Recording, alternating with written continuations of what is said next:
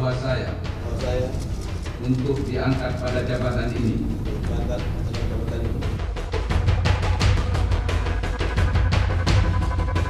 Ada 17 rekening gendut perwira tinggi polisi, dan pada waktu itu Bapak juga sempat memeriksanya, betul Pak? Sekarang begini ya, sekarang apakah orang tidak boleh mempunyai jumlah uang yang berlebih? Warisan puluhan sampai ratusan miliar, betul Pak?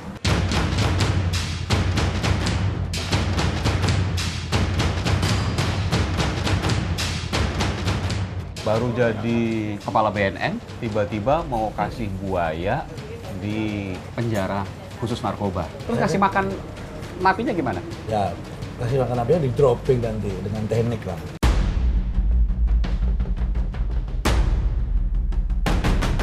Senjata sudah punya, lebih dari satu. Dan mana-mana selalu dibawa? Bawa, kadang-kadang dibawa. Ya seperti ini kan. Oh, dibawa, Pak? Ya, ini kan dibawa. Itu senjata beneran bukan Pak? Ya, ini. Nah ini. Kemudian kunci Pak? Ya, ini amunisinya. Oh, oke. Nah ini senjatanya, ini Glock 42.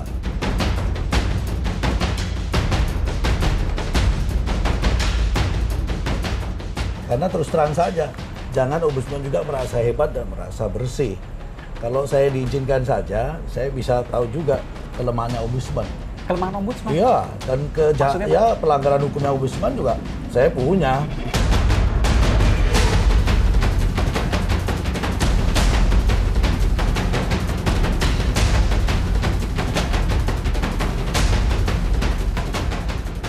Jadi deket banget Pak, katanya calon besan, betul Pak? Dengan Pak BG?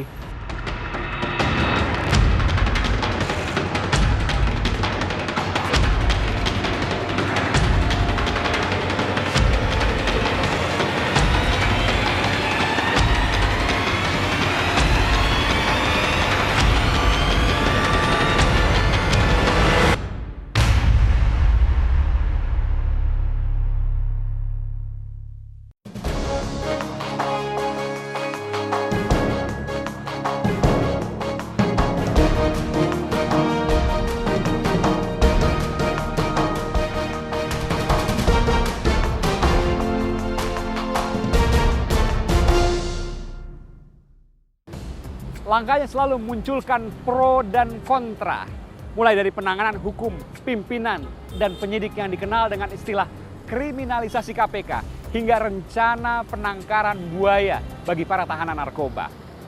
Komisaris Jenderal Budi Waseso, Buas sebutannya, Jenderal Bintang 3 yang tak pernah berhenti menjadi pusat berita.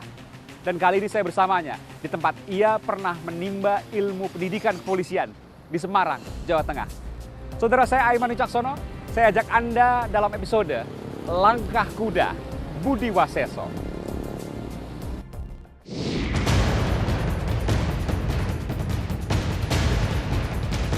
Resmi diangkat menjadi Kepala Badan Reserse Kriminal pada September 2015, Komisaris Jenderal Budi Waseso seolah tak henti memunculkan kontroversi.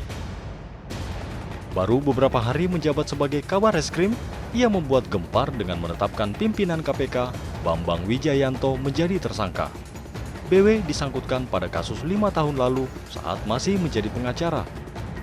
Setelah BW, Abraham Samad juga ikut ditetapkan menjadi tersangka.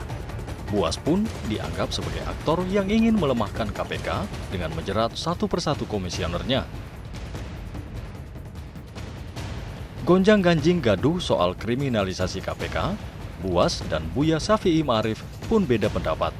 Lagi, Buas kembali membuat kontroversi saat laporan harta kekayaannya dipertanyakan.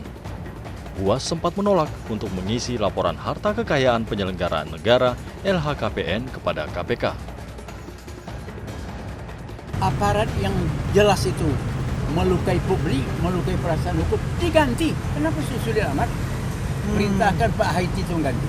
Beliau mengomentari terus mencampuri urusan penegakan hukum kalau beliau tidak mengerti penegakan hukum itu sendiri. Baru 8 bulan menjabat sebagai Kabar Reskrim, Jenderal Bintang 3 ini dirotasi menjadi Kepala Badan Narkotika Nasional. Tak ayal, isu pun berhembus pasca lengsernya Buas. Pasalnya pencopotan Buas hanya beberapa hari setelah kegaduhan penggeledahan di kantor PT Pelindo II Tanjung Priok yang dipimpinnya. Terlepas dari sosok kontroversialnya, Budi Waseso tercatat memiliki karir gemilang di kepolisian. Karirnya mulai melesat saat menduduki posisi Kepala Sekolah Staf dan Pimpinan Tinggi Polri di tahun 2014. Langkah kuda Komjen Budi Waseso memang penuh dengan pro dan kontra. Tak jarang, langkahnya menjadi sorotan media.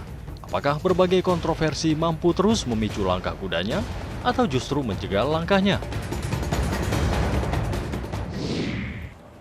Saudara, saya akan temui Komisaris Jenderal Polisi Budi Waseso, Pak Buas, dan saya akan temui di warung kegemarannya, Gudeg Depok Mbak Ani di Semarang, Jawa Tengah. Saya akan temui Pak Buas di dalam.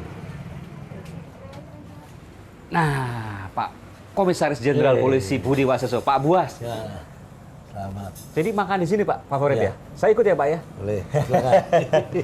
Waduh. Dingin ya? Enak ya? Sumuk, Pak, Ya lumayan. kan belum tahu makanan. Jadi Jenderal Bintang 3 makannya di tempat warung pinggir jalan seperti ini. Ya, bukan tempatnya, tapi makanan yang penting kan. Makanan penting. Iya. Emang ada sejarahnya, Pak? Memang di kala saya dulu taruna di Semarang ini, saya sering makan. Salah satu tempatnya ini, tapi begitu saya jadi dinas di Jawa Tengah, jadi Kabid Propam, hampir kalau makan malam selalu di sini, sering. Terus Dari di kala- Akpol iya. sampai bertugas, Ya, sampai di jadi sini. jenderal. Ya, Jadi yang makan di sini pasti jadi bintang, Pak. kebetulan gitu. Bukan Bapak aja, ada Iya. rekan-rekan yang lain, teman-teman yang lain. Ya, banyak gitu kan. Bisa makan di sini rata-rata itu. Ya. Tapi ngomong-ngomong, saya ngomong Pak Buas itu nggak apa-apa kan, Pak? Ya, Nggak Bapak nggak marah apa-apa. kan? Nggak ada masalah kan, Buas itu singkatan dari Budi Waseso, dipendekin jadi Buas. Ya kan? Itu kan teman-teman dari wartawan juga yang membuat itu kan. Ya. Tapi benar Buas apa enggak, Pak? Ya tergantung. Tergantung. Ya kan? Bagaimana yang dihadapi. Kan gitu ya. Saya kira kalau dalam tugas, dalam penegakan hukum kita harus tegas. Tapi orang kadang-kadang salah paham bahwa dengan kita tegas penegakan hukum itu kadang diartikan wah ini Buas gitu ya. Kadang-kadang tidak punya peri kemanusiaan, ya kan gitu kan. Terus arogansi, kan yang muncul cuma itu, padahal tidak. Kita kan hanya memang harus konsen pada penegakan hukum. Dan pasti kan itu. Habisnya baru jadi kepala BNN, Ya. tiba-tiba mau kasih buaya di penjara khusus narkoba. Senangnya yang buas-buas sih, Pak. Itu kan pemahaman salah satu solusi ya, jalan keluarnya dikala kita menghadapi satu kendala. Memang mungkin kita perlu ya mencari terobosan dengan menggunakan pengawasan selain dengan manusia kan gitu. Kok yang dipilih buaya? Yang kita awasi juga para bandar-bandar besar ya, yang mereka punya kemampuan khususnya secara finansial, mudah mempengaruhi ya petugas-petugas di lapas itu. Dia bisa disuap ya apa. Nah, kalau buaya kan tidak bisa disuap. Tapi kan yang terjadi di penjara narkoba itu justru bukan. Kalau buaya kan pemikiran orang pasti menghalau para napinya untuk kabur. Ya. Ya. Justru di penjara narkoba yang terpenting adalah bukan orang yang atau napi yang kabur, tapi komunikasi yang terus berjalan sehingga mereka bisa mengendalikan jaringan narkoba di luar. Artinya Ya. nggak perlu buaya seharusnya, Pak. Artinya begini, ada komunikasi di situ, ya kan? Ada narkoba di situ karena ada yang membawa dari luar ke dalam, ya kan? Nah itu pasti kan Kawan-kawan diizin- mereka. Ya, artinya itu kan pasti diberikan izin oleh oknum petugas lapas. Nah oleh sebab itu mungkin kalau dijaganya bukan manusia di lingkaran tertentu khususnya kepada lapasnya bandar-bandar besar, nah itu mungkin dengan menggunakan binatang buaya, jadi cut dia putus di situ. Oh, jadi orang-orang yang membantu dia dalam mengembangkan jaringan narkoba di luar nggak akan berani masuk karena ada buaya Ya. di situ. Terus kasih makan napinya gimana? Ya kasih makan napinya di dropping nanti dengan teknik lah. Banyak pemahaman itu tidak sederhana itu. sudah terbayangkan begitu, Pak ya? Iya. Jadi betul-betul terisolasi. Ya nantinya begitu, karena ini kan solusi salah satu. Ini pun masih dijajaki, ya, masih dilakukan penelitian, lebih efektif atau tidak. Salah satu kepuasan yang lain adalah bandar narkoba tembak mati saja langsung nggak usah diproses peradilan. Betul, Pak? Ada rencana seperti itu? Bukan begitu. Artinya kan penegakan hukum terhadap narkoba ini harus tegas ya. Dan mereka ini kan kita hadapi kan bandar-bandar ya. Dan mereka punya kemampuan, kekuatan. Dan mereka tidak berpikir secara normal. Dia tidak menggunakan perasaan, tidak berpikir normal karena dia melakukan pembunuhan. Dan pembunuhan itu berencana. Dan pembunuhan massal, kan korbannya itu banyak. Ada Petrus yang baru. Bukan Petrus. Kalau Petrus itu pelanggaran hukum karena kan pelakunya dulu penembaknya tidak ketahuan. Kalau nanti terang-terangan, jadi terbuka. Jadi kalau dia melakukan perlawanan, ya ditembak saja. Kalau nggak melakukan perlawanan tapi dia ya bandar? ditangkap. Oh nanti, ya ditangkap. Dan ada rencana pelibatan TNI juga untuk melakukan penembakan terhadap bandar-bandar narkoba itu? Bukan, TNI itu bukan presiden sudah menyatakan negara dalam kondisi darurat narkoba. Ya. Sudah itu Pak ya? Sudah presiden menyatakan itu. Dikala nanti DPR menyetujui dan mengiyakan, ya kan, bahwa negara memang dalam kondisi darurat narkoba, berarti kan perang. Nah kalau perang itu peran TNI otomatis terhadap musuh negara. Nah bandar itu adalah musuh negara karena membunuh generasi-generasi bangsa dan mengancam nasib negara ke depan. Jadi TNI membantu BNN dalam menangani bandar-bandar narkoba? Iya, polisi dengan BNN ini penegakan hukum, ya kan? Tapi kalau TNI kacamatanya adalah musuh negara, itu bedanya. Tidak khawatir akan terbiaskan, jangan-jangan nanti aktivis yang vokal juga dianggap sebagai bandar narkoba? Oh enggak, karena ini kan narkotika.